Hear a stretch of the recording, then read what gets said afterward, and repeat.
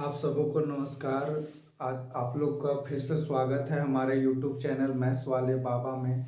जैसा कि आप लोग जान रहे हैं, हम लोग सीबीएसई के द्वारा जारी किया हुआ स्टैंडर्ड सैंपल पेपर को सॉल्व कर रहे हैं, जिसमें हम लोग सेक्शन ए जो ऑब्जेक्टिव होता है उसको हम लोग देख चुके थे 20 नंबर तक। लास्ट में सर्सन और रीजन किए थे लास्ट वीडियो में।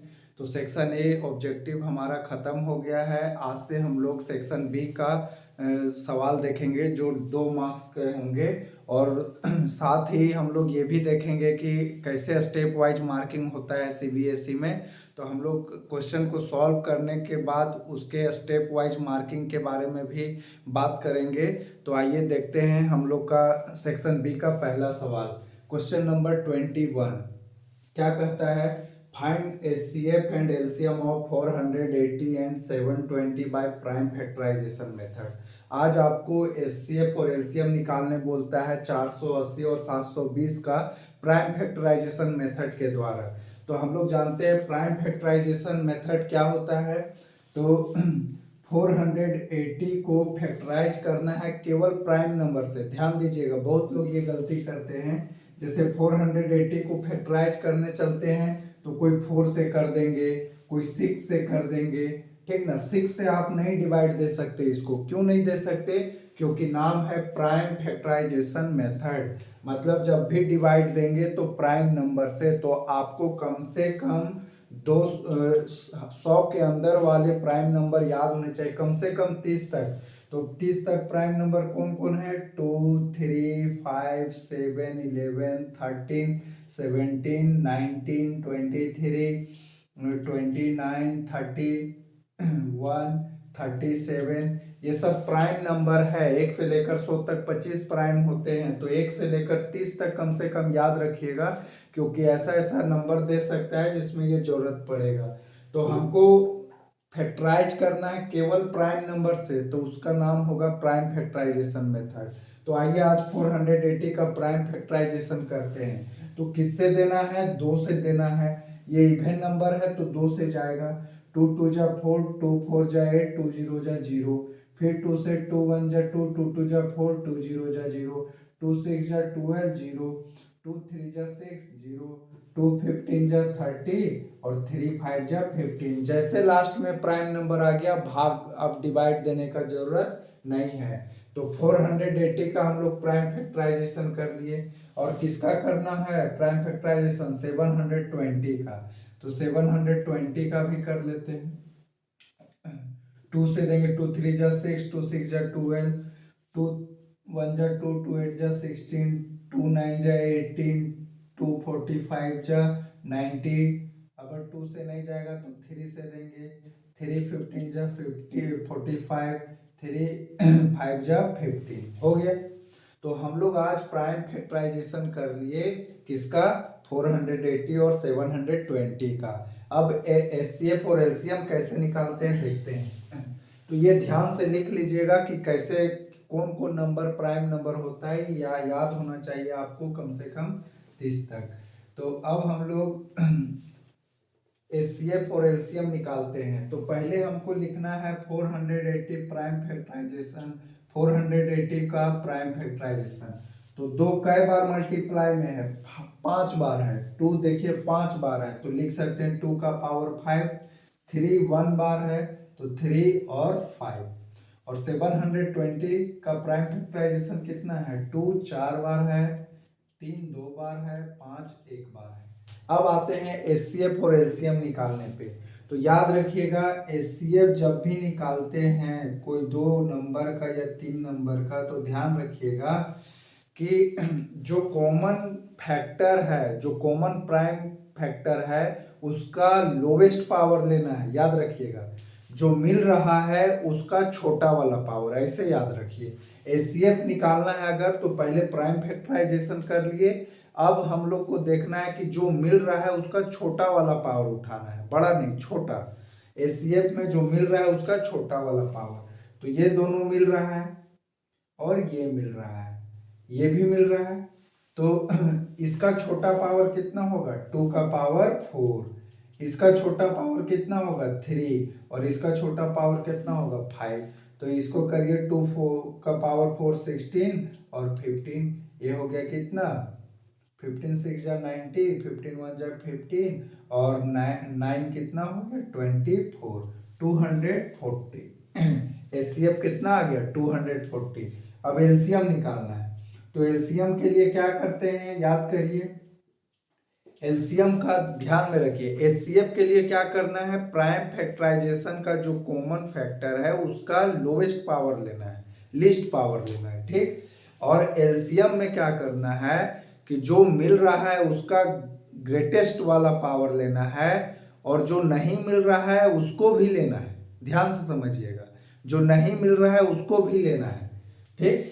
तो आज देखिए, आज तीनों मिल रहा है, तो तीनों मिल रहा है तो तीनों का क्या लेंगे, ग्रेटेस्ट पावर। तो पहला आएगा 2 का पावर 5, 3 का पावर 2 और 5 का दोनों में 1 है हाईएस्ट, तो 1।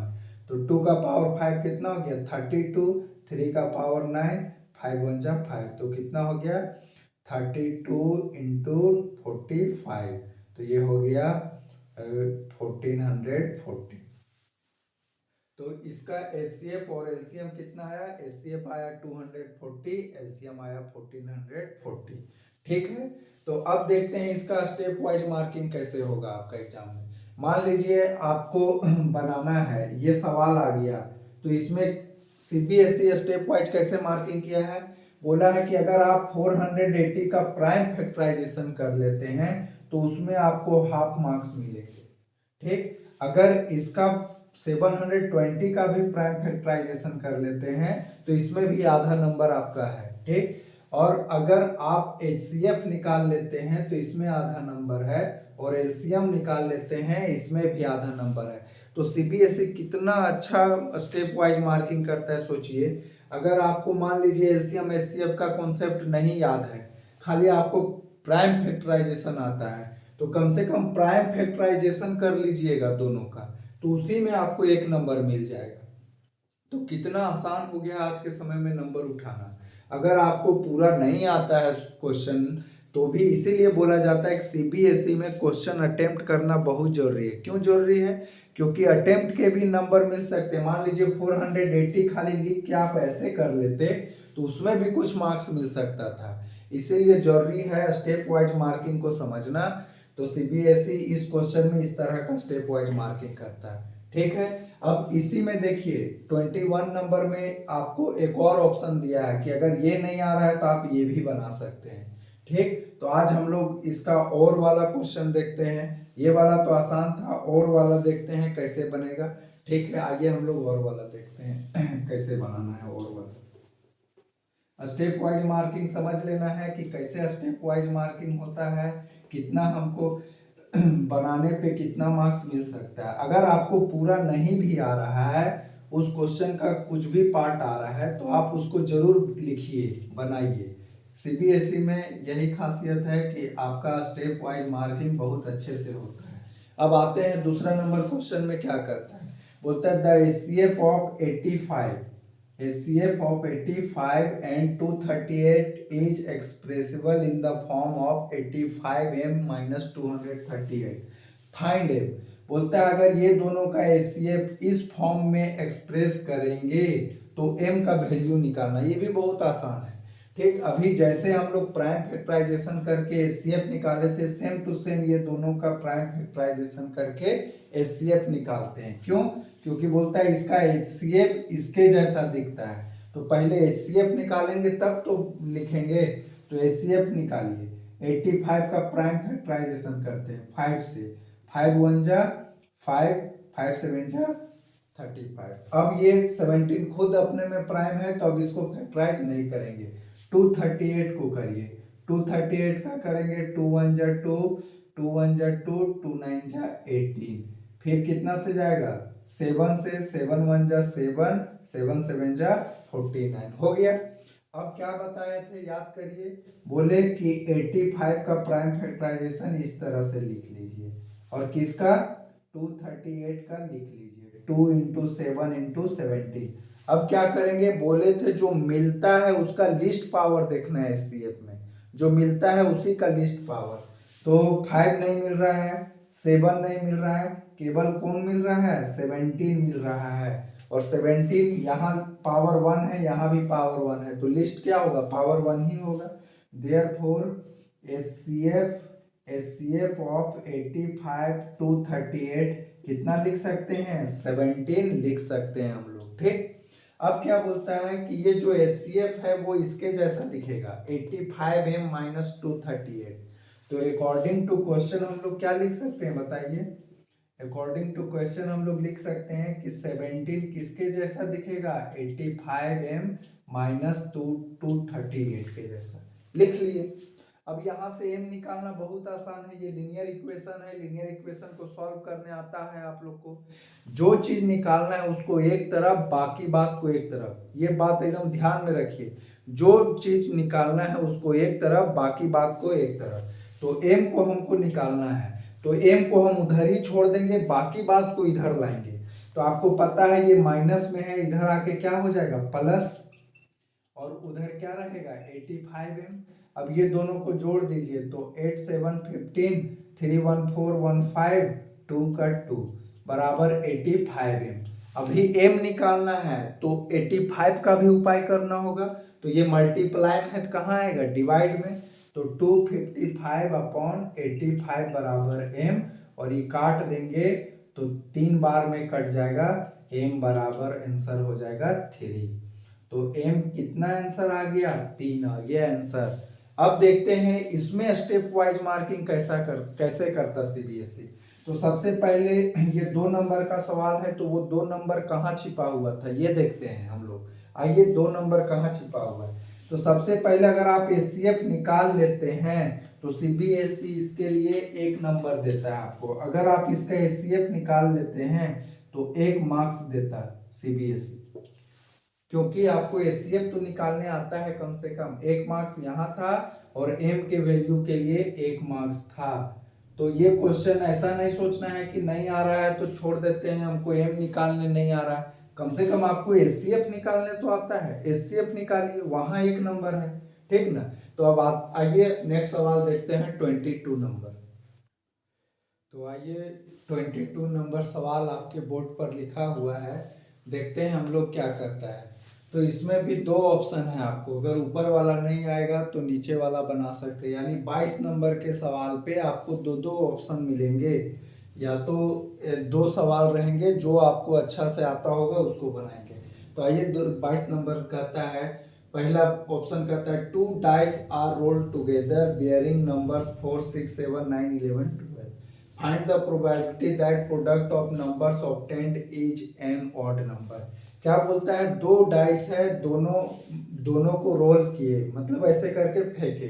तो ध्यान दीजिएगा, डाइस में हम लोग का डाई में 1 से लेकर 6 तक होता है, लेकिन आज ये अलग तरह का डाई लिया है जिसमें 4 6 7 9 11 12 लिखा हुआ है।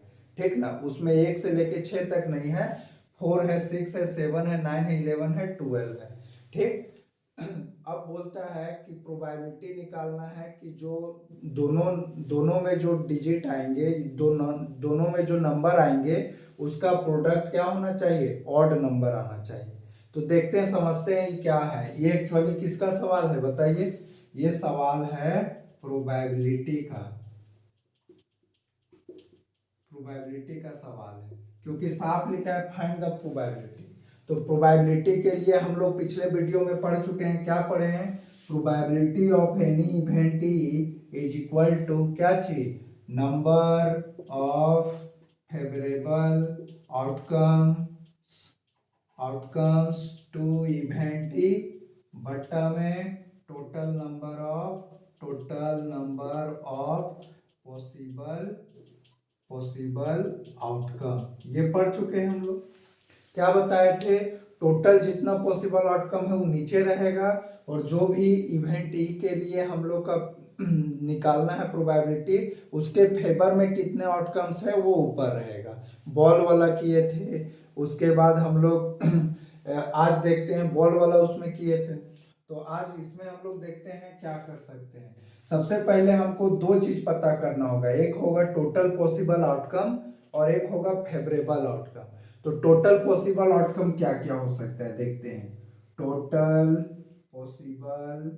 Possible outcomes, total possible outcomes कितना होगा। ठीक, तो देखिए एक डाई में कितने आउटकम्स हो सकते हैं, ये 6, कोई भी 6 आ सकता है और दूसरे डाई में भी 6 आ सकता है। तो पहला डाई का 6 आउटकम, दूसरा डाई का 6 आउटकम को मल्टीप्लाई कर दीजिए, तो वही हो जाएगा number of total possible outcome. कितना हो गया 36। ठीक, मतलब पहला में 6 आउटकम, दूसरे डाई में भी 6 आउटकम, तो टोटल कितने आउटकम्स हो जाएंगे, मल्टीप्लाई कर देना है। तो टोटल पॉसिबल आउटकम कितने हो जाएंगे 36। इस 36 को आप सोच भी सकते हैं कैसे हो सकता है, पहला में 1 आ जाए, दूसरा पहला में 4 आ जाए, दूसरा में भी 4 आ जाए। हो सकता है पहला में 4 आए, दूसरा में 6, 4 आए 7 आए, 4 आए 9, 4 11, 4 12, तो 4 से कितना बन गया 6। तो हो सकता है पहला में 6 आ जाए तो उससे भी 6 गो बनेगा, फिर 7 से 6 गो, तो इस तरह से 6 6 12 6 18 24 30 36, 36 गो बन जाएगा। ऐसे आप सोच सकते हैं, इसको नहीं होगा तो यहाँ लिख भी सकते हैं हम लोग। तो टोटल पॉसिबल आउटकम कितना हो गया 36 हो गया। तो नीचे तो 36 रहेगा, फॉर्मूला में ये समझ में आ गया। अब क्या बोलता है, फेवरेबल आउटकम खोजना है। फेवरेबल आउटकम का क्या मतलब है, जो इवेंट के बारे में, जो इवेंट के फेवर में हो। तो इवेंट कैसा इवेंट है, ऑड नंबर होना चाहिए प्रोडक्ट, वही मेरा इवेंट है। इवेंट क्या है, the product of numbers obtained is an odd number, मतलब दोनों डाई में जो नंबर आ रहे हैं उसका प्रोडक्ट ऑड नंबर होना चाहिए, वही फेवरेबल आउटकम है। तो देखेंगे कितना जगह में ऑड नंबर आएगा। देखिए 4 इवेन है तो इवेन से किसी को भी मल्टीप्लाई करेंगे, ऑड या इवेन आएगा। खाली ऑड और ऑड का मल्टीप्लिकेशन क्या देगा, ऑड नंबर। तो देखेंगे फेवरेबल आउटकम्स, फेवरेबल आउटकम्स क्या क्या हो सकता है पहला में 7 आ जाए, दूसरा में भी 7, तो दोनों का मल्टीप्लिकेशन देखिए कितना हो जा रहा है, 7 7 जा 49, ऑड है। 7 आ जाए 9 आ जाए, यहाँ भी 7 9 जा 63, ऑड है। 7 आ जाए 11 आ जाए, ये 3 हुआ 7 से। उसी तरह 9 से भी होगा, 9 7 आ जाए, 9 9 आ जाए, या 9 11 आ जाए, या 11 7 आ जाए, 11 9 आ जाए, या 11 11 आ जाए। ये भी मेरा क्या हुआ, फेवरेबल आउटकम्स। तो कै गो फेवरेबल आउटकम्स हुए, 9 गो। तो नंबर ऑफ फेवरेबल आउटकम्स कितने हो गए, 9। तो फेवरेबल आउटकम भी पता चल गया और पॉसिबल आउटकम भी पता चल गया, फॉर्मूला में रख देंगे।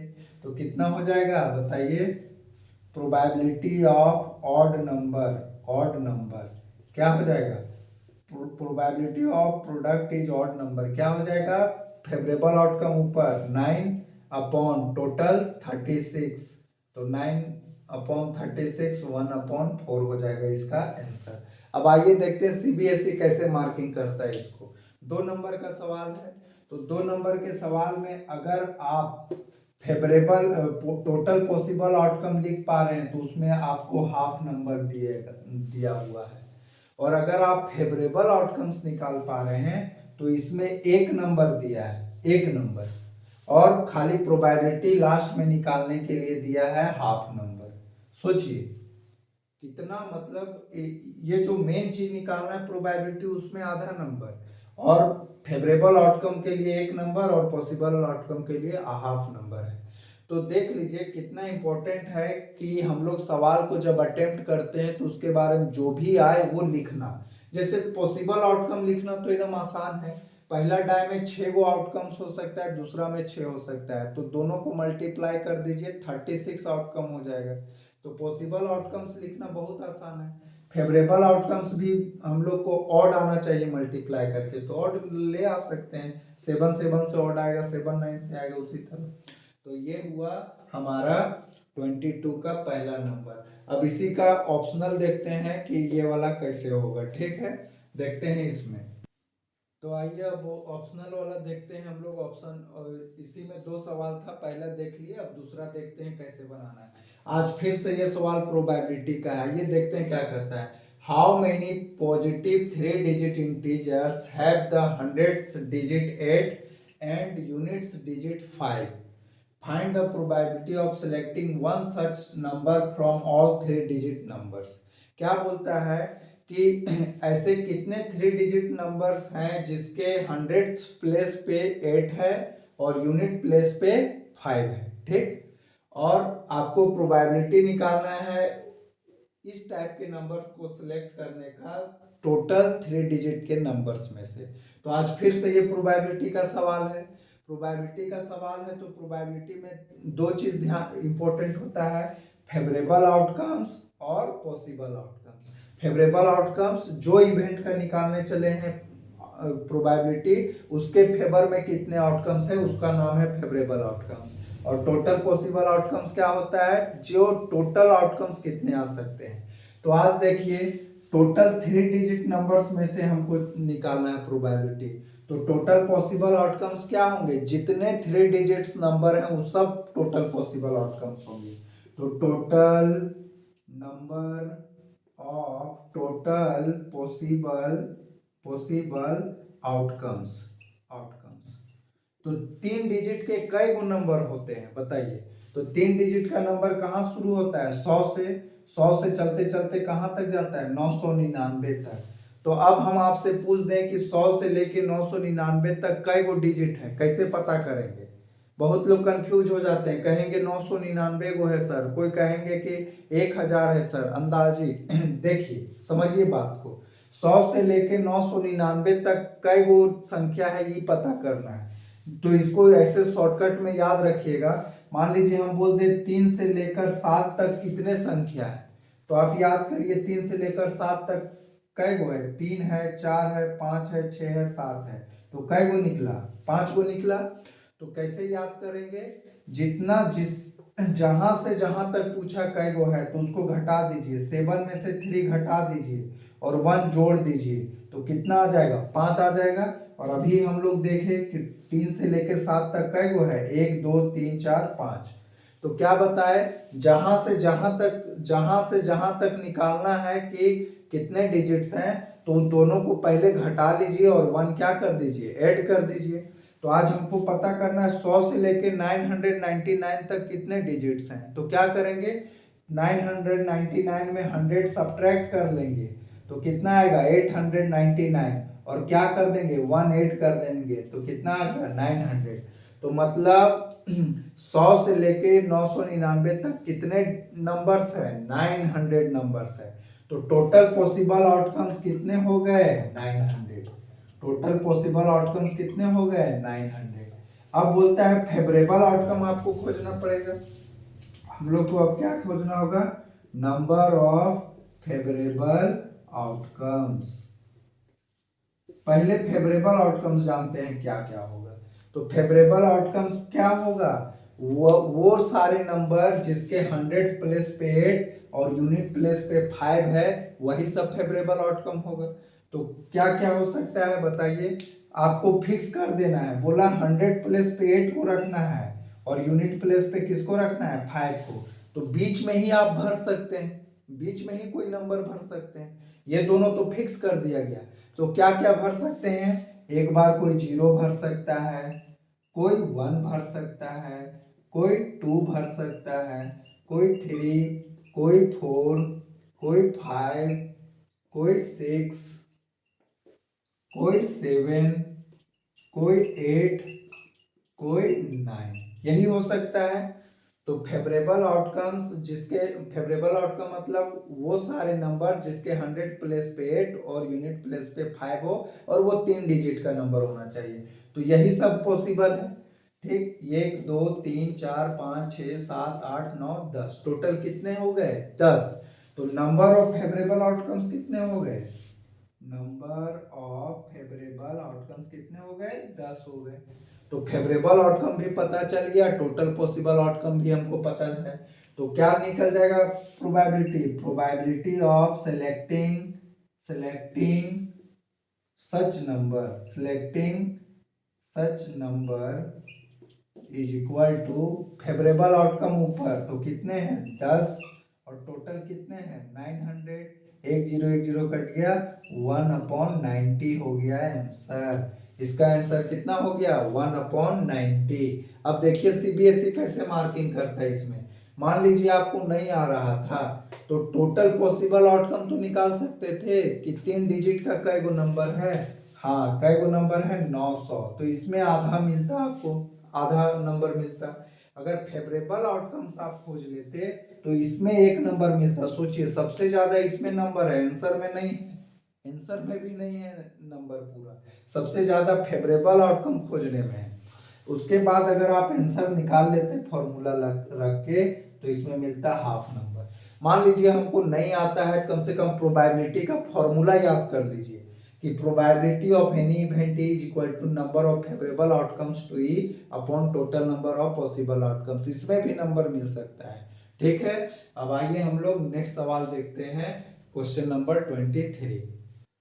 तो आइए आज 23 नंबर सवाल आपके बोर्ड पर लिखा हुआ है, देखते हैं क्या कहता है। बोलता है evaluate 2 sin square 60 degree minus 10 square 30 degree upon sec square 45 degree.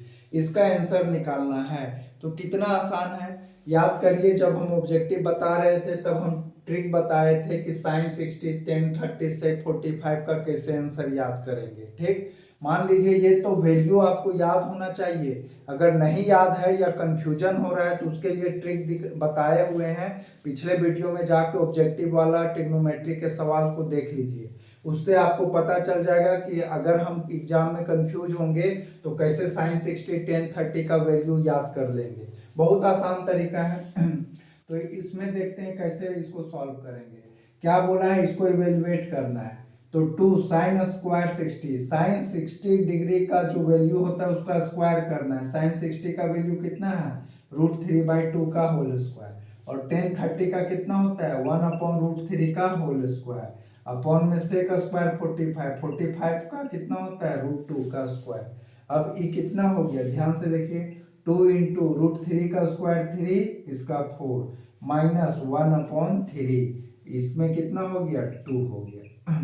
अब यहाँ पे हम लोग कैलकुलेशन करेंगे, ध्यान से देखिए, 2 2 जा 4, तो कितना हो गया? 3/2 माइनस 1/3 डिवाइड में 2, तो ये कितना हो गया? एलसीएम 6, यहाँ हो गया 9 माइनस 2 अपॉन 2, तो ये हो गया 7/6/2। अब देखिए सबसे इंपॉर्टेंट यहाँ ध्यान दीजिएगा, यहाँ पे बच्चे कंफ्यूज हो जाते हैं कि इसको कैसे सॉल्व करें। 7/6/2, कोई बच्चा करेगा 2 को 6 से 6 को 2 से काट देगा, कोई बच्चा करेगा कि 7 को 2 से मल्टीप्लाई कर देगा। आखिर यहाँ करना क्या है, ध्यान दीजिएगा, यहाँ बहुत गलती होती है ना। यहाँ पे अधिकतर बच्चे फंस जाते हैं कि इसको कैसे सॉल्व करेंगे। तो ध्यान दीजिए, टोटल 3 तरह का बट्टा होता है, 3 तरह का डिवाइड वाला कंडीशन होता है। पहला होता है कि ऊपर वाला डिवाइड में रहेगा लेकिन नीचे अकेले रहेगा। ऊपर वाला डिवाइड में, नीचे वाला अकेले। तो क्या करना है, बी भी ए को डिवाइड देना चाहता है और सी भी डिवाइड देना चाहता है, तो बी और सी भाई भाई हो जाएगा। तो ए बी और सी साथी बन जाएगा, क्योंकि बी भी आज ए को भाग देना चाह रहा है और सी भी देना चाह रहा है।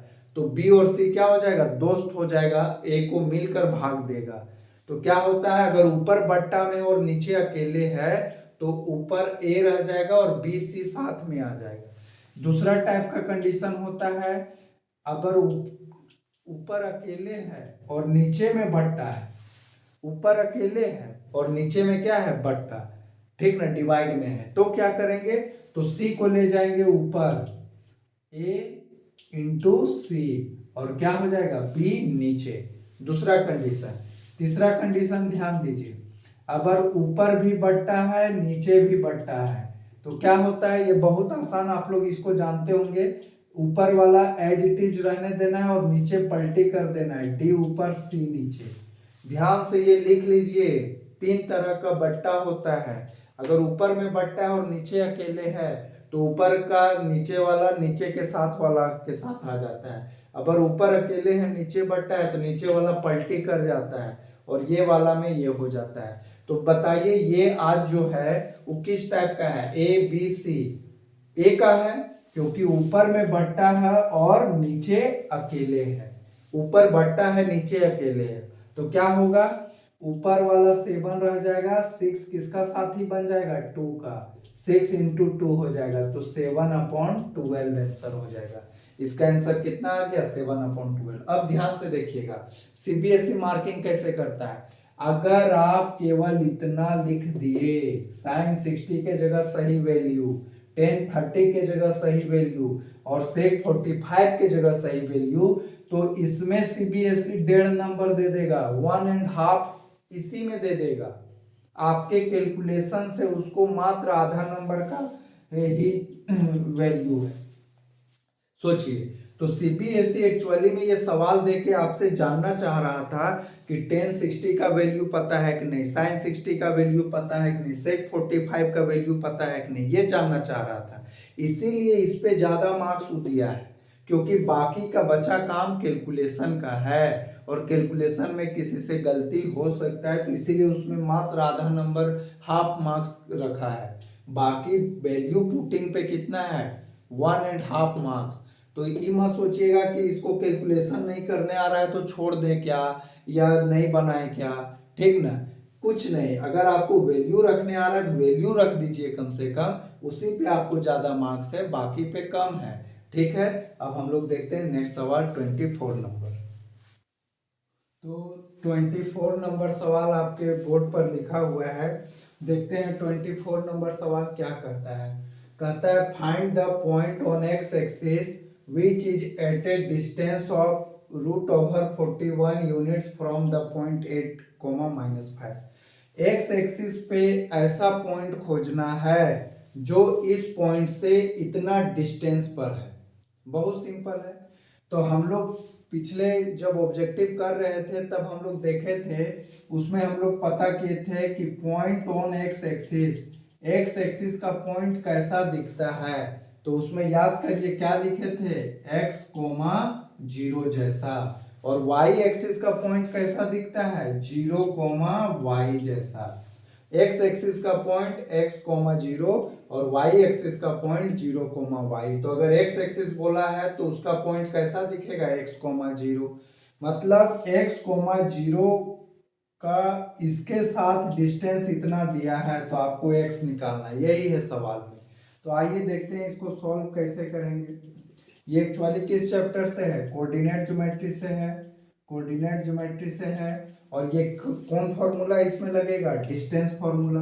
कौन सा फॉर्मूला लगेगा, डिस्टेंस फॉर्मूला, डिस्टेंस फॉर्मूला, ठीक। तो डिस्टेंस फॉर्मूला से भी पहले अभी देखते हैं, हम लोग इसको सॉल्व करते हैं। सॉल्व करने चले तो एक्स एक्सिस का वो पॉइंट खोजना है, तो क्या मान लिए, let the required point on x axis b। मान लेते हैं x एक्सिस पे जो पॉइंट हमको खोजना है वो कैसा होगा, x, 0 जैसा। मिल गया, पॉइंट मिला। अब उसी में x खोजना है, तो x खोजने के लिए कंडीशन दिया है कि इस पॉइंट से इस पॉइंट का और इस पॉइंट का डिस्टेंस कितना है, √41। तो अब लगाएंगे distance formula. Distance formula, distance formula क्या होता है, √x2 - x1 का whole square plus y2 - y1 का होल स्क्वायर। हम इसको मान लिए अगर x1, तो ये क्या हो गया y1, तो ये पॉइंट क्या होगा x2 और ये पॉइंट क्या होगा y2। यही दोनों के बीच डिस्टेंस निकालना है। तो डिस्टेंस क्या हो गया, डिस्टेंस में दिया है कितना, √41 लिख दिए। इधर x2 कितना है, x2 है 8 माइनस x1 कितना है x प्लस y2 कितना है -5, y1 कितना है 0। अब देखिए दोनों तरफ रूट है तो स्क्वायरिंग बोथ साइड से रूट हट जाएगा, तो 41 = 8 माइनस एक्स का होल स्क्वायर, और -5 में 0 घट जाएगा तो -5 और -5 का स्क्वायर हो जाएगा +25। याद रखिएगा -5 का स्क्वायर +25 होता है, बहुत कोई माइनस बोल देते हैं। -5 का स्क्वायर का मतलब होता है -5 को कई बार गुना करना, 2 बार गुना करना। तो माइनस माइनस क्या हो जाएगा, प्लस, 5 5 = 25। ध्यान दीजिएगा ये सब बात। अब हमको x निकालना है, तो बहुत लोग क्या करेंगे, यहाँ a माइनस बी का होल स्क्वायर से तोड़ने लगेंगे, तब फिर स्प्लिटिंग द मिडिल टर्म करेंगे। वो लेंदी प्रोसेस क्यों जाना है, सिंपल सा हम 25 को इधर ले आए तो हो गया 41 माइनस 25 बराबर 8 माइनस एक्स का होल स्क्वायर। 41 में 25 हट गया तो 16 बराबर 8 माइनस एक्स का होल स्क्वायर। स्क्वायर हटेगा तो क्या बताए थे, रूट लगेगा, और कैसा रूट, प्लस माइनस, रूट लगा 16 और कैसा रूट, प्लस माइनस बराबर 8 माइनस एक्स। तो प्लस माइनस 16 का स्क्वायर रूट कितना होता है, 4, तो plus minus 4 equal to 8 minus X. X निकाल देंगे, एक बार 4 के बराबर, एक बार माइनस 4 के बराबर लेके चलेंगे, तो एक्स आ जाएगा एक बार 4 और एक बार आ जाएगा 12। तो यानी वो पॉइंट क्या है, 4,0 या 12,0।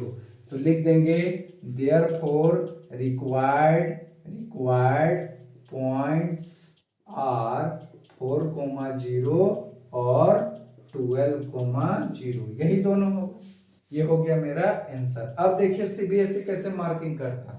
आप केवल ये वाला बात लिख देते तो इस पे आधा नंबर देता है सीबीएसई। सोचिए, केवल एक लाइन लिख देते कि point on x axis x,0 ले लिए तो उसमें हाफ मार्क्स दिया है।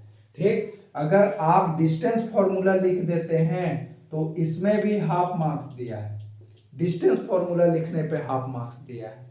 और उसके बाद फिर कैलकुलेशन पूरा यहां से लेके यहां तक 1 मार्क्स है।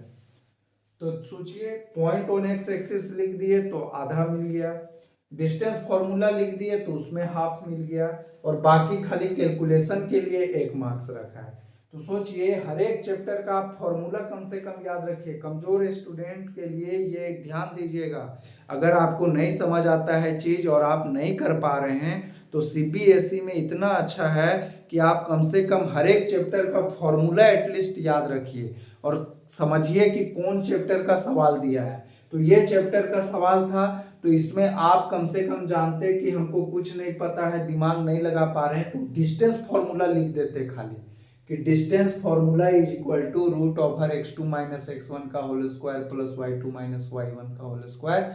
याद रखते तो इस पे भी आपको मार्क्स मिल जाता।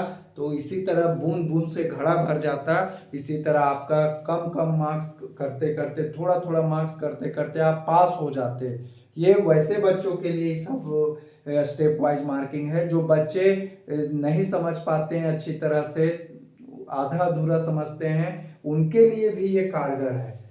ठीक है, अब आते हैं नेक्स्ट सवाल 25 नंबर पे। 25 नंबर सवाल आपके बोर्ड पर लिखा हुआ है, देखिए क्या कहता है। सो दैट द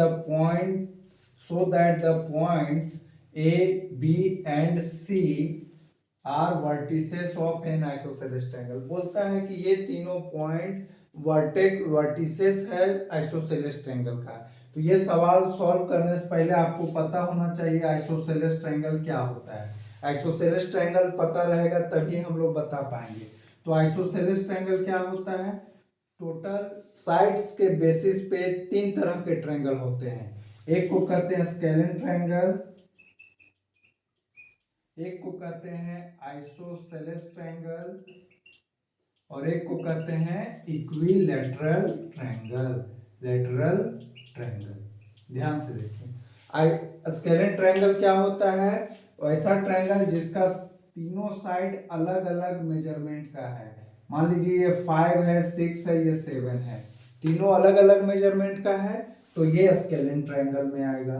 ठीक, आइसोसेलेस के लिए क्या बोलता है, 2 साइड इक्वल आना चाहिए। आइसोसेलेस ट्रायंगल वैसा ट्रायंगल को कहेंगे जिसका 2 साइड्स इक्वल है। जैसे ये वाला देखिए 5 5 6, ये कैसा ट्रायंगल है, आइसोसेलेस ट्रायंगल है। क्यों, क्योंकि आज 2 साइड क्या है, इक्वल।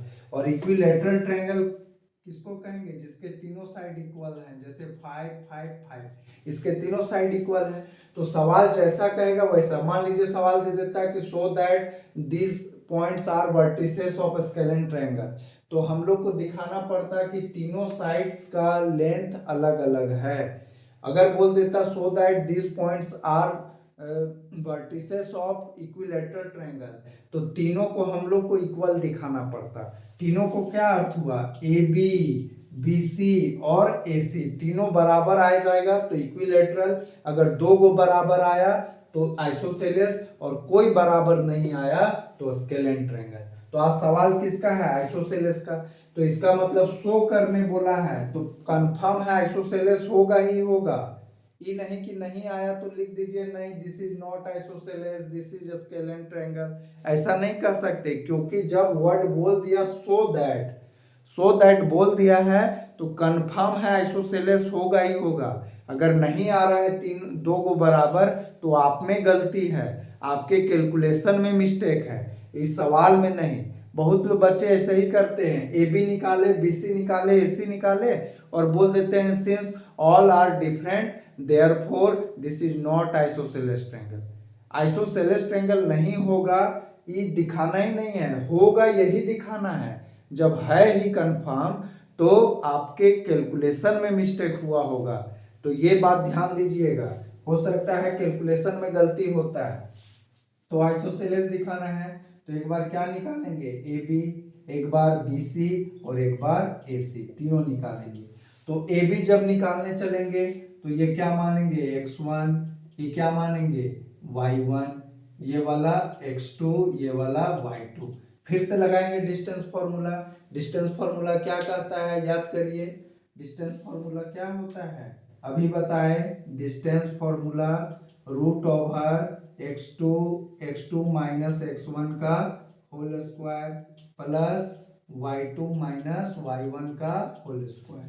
ठीक, तो अभी लगाएंगे फॉर्मूला तुरंत इसमें।